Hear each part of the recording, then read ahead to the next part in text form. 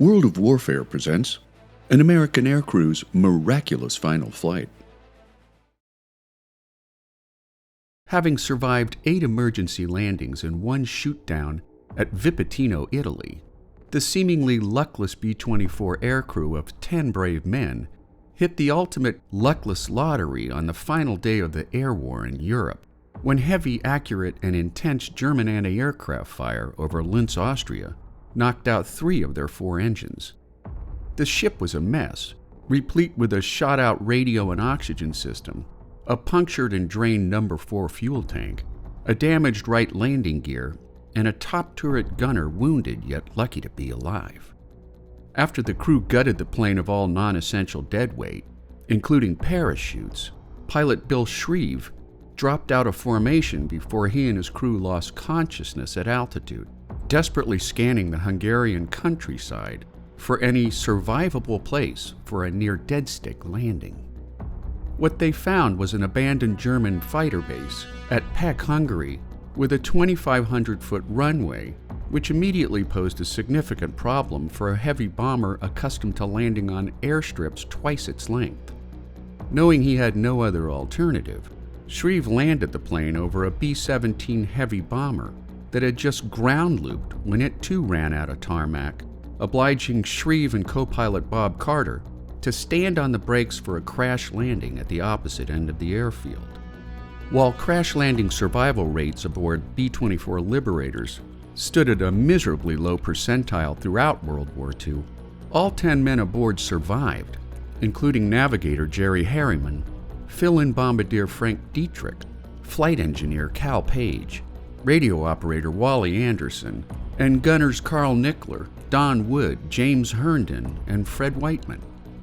The crew was immediately set upon by Allied Russian soldats who had invaded Hungary 2 months earlier, taking the weary airmen to the Nader Grand Hotel for a much-needed meal and a good night's sleep. The next day, the downed airmen's odyssey turned surreal when they were given 3 days' worth of food, consisting of 6 loaves of black bread, 10 lengths of smoked sausage, and 1 slab of raw sow belly. Their escort was a Russian Oberlieutenant who resembled Stalin so closely that the Americans nicknamed him Joe. They boarded a train packed with Russian soldats returning to their mother country, who soon began pouring full glasses of wine for the Americans, offering toast after toast until the airmen became quite intoxicated.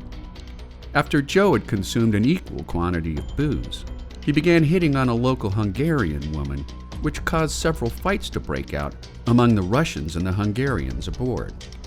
In all their drunken rivalry, Joe and the airmen missed their getting-off point, forcing them to bivouac in a bombed-out rail station 50 miles in the wrong direction, listening all night long to front-line artillery fire at the nearby Austrian border. After several days of traveling by horse cart through heavily bombed-out Hungarian cities, the wayward airmen finally hitched a ride with a Russian artillery convoy heading back toward Russia. Frank Dietrich wrote of the convoy, "The drivers were well loaded with wine and we drove at 60 miles an hour down bad roads. Our truck was in a bad way and soon we stopped to repair a flat tire. The tools were taken out, a 5-gallon can of wine and a chessboard. While the driver worked on the tire, we shot at a nearby telephone pole with all the weapons we could find, drank wine, played chess until the Russians began a rousing game of tossing live hand grenades. A short distance ahead, a jeep was also being repaired. It was dusk and soon became rather dark. At this point, the Russian repairing the jeep was in need of more light to complete his work, so he simply set fire to a barn a short distance away. Light was plentiful after that. After days of misadventure, the airmen finally arrived into Odessa, Russia on May 7, 1945, 1 day before the formal end of war in Europe. 53 years later, Frank Dietrich and his daughter Donnie Bastiani would return to Pécs, Hungary in search of where his plane went down, and after hailing a taxi at the Pécs airport for the drive to the same hotel where Dietrich was billeted after the crash, the taxi driver inquired in broken English about their reasons for coming to Hungary. When his passengers explained their objective, The driver pulled off the roadway in quite animated excitement, insisting that his mother had taken a picture of the bomber as it came into land.